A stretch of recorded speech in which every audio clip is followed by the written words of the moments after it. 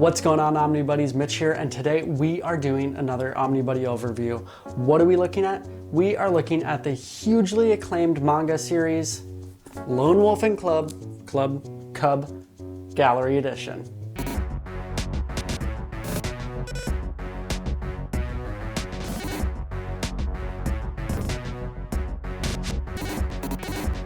Alright, so obviously Lone Wolf and Cub is a really long-running, huge, expansive series that is not fully collected in this giant gallery edition, because while it is giant, it's more giant in scale, not in thickness, as you can see.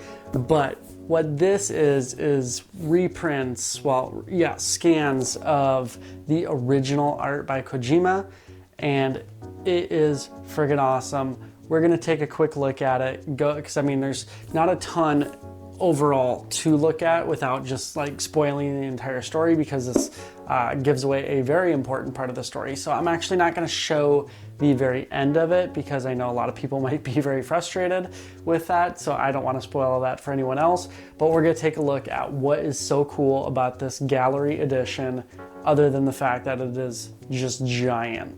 All right, let's check it out.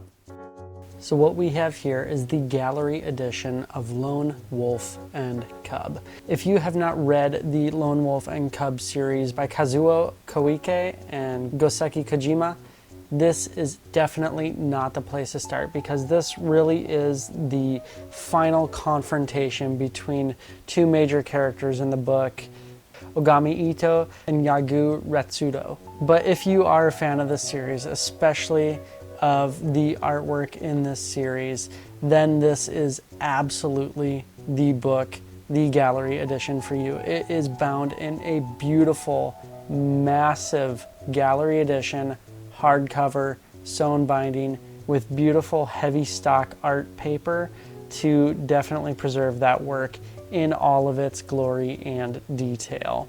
The illustrations that you see in this book are reproduced at the original size. Other than owning the actual original art from 40 years ago, this is really the only way, the best way to experience this art as it was originally drawn and intended. As always, I gotta mention the end paper, the paper that holds the actual hardcover to the text block. These end papers are gorgeous. I love when they make these into art pieces, and they do not disappoint in this book. There are not a lot of extras in this book. In fact, the most you'll really find is the foreword from Chris Warner. Otherwise, it really jumps straight into the story of this final confrontation between these two characters mentioned before. What is so cool about this is the entire part of this story is recreated in two different formats.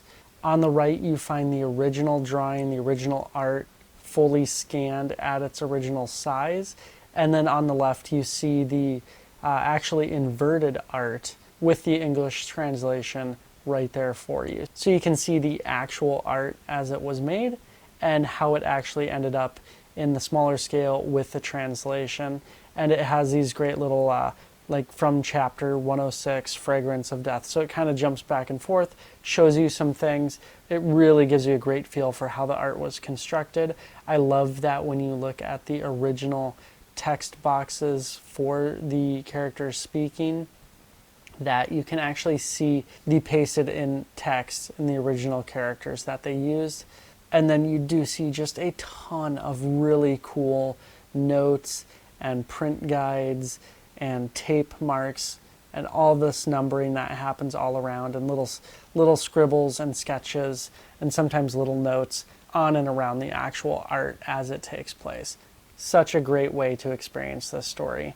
The giant page spreads that happen with this book are just incredible, because you're seeing it in the original art size, and you don't really ever get that, especially with manga. You don't get that insanely huge double wide spread of art. You rarely see it at this scale, and it's absolutely incredible. The intricacies of the textures of their clothing and all that, just absolutely incredible. I won't show too much from the final section of this book because it does give a lot of spoilers in how these characters end up and in how the story actually somewhat concludes. So I don't want to give away too much, but man, it is dramatic and it is emotional.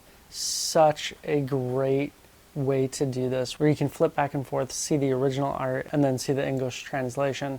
What is so cool about this book is, even when they are having to translate to English, a lot of these pages just do not have text on them. They don't have any words. It's all nonverbal communication, and it's all communicated so beautifully, cross-culture, cross-context, just what's happening, and you can really pick up the emotion and the story beats as they're happening just by looking at the paneling. Like I said, there's not much for extras in this book because this whole book really is an extra.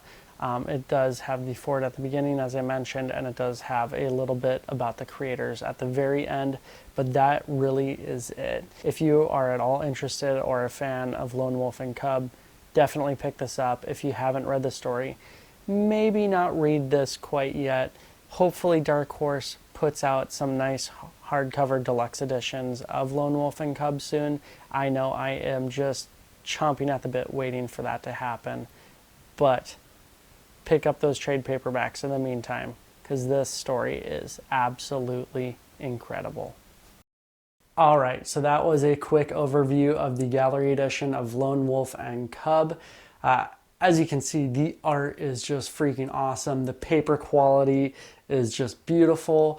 The color, the scans, all of it is just so cool to see that original art, original story side by side with the original, like I said, original art and story and lettering with the translated English version. It's a little bit smaller scale, which I was like, it'd be cool if it was like full scale on both sides, but it is just so cool to look at it and see the original and the translation and how some of it was like inverted and flipped for like Western reading and English versus what it was originally in its original language.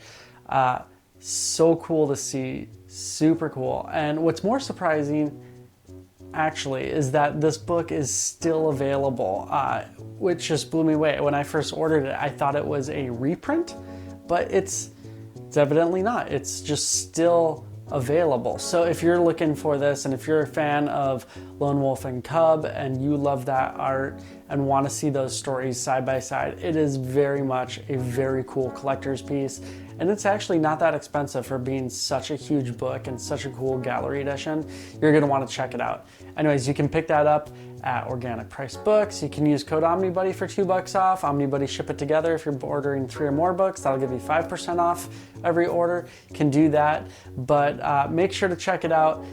I am so excited. I love what Dark Horse has been doing with these manga series, bringing them into English and into these great formats. I am really hoping, like they've done with Berserk and Blade of the Immortal and Hellsing, that they bring Lone Wolf and Cub to the deluxe hardcover edition. I am just hoping and praying. Hopefully, maybe you're watching this video a year from now or something like that and they've announced it and started rolling them out.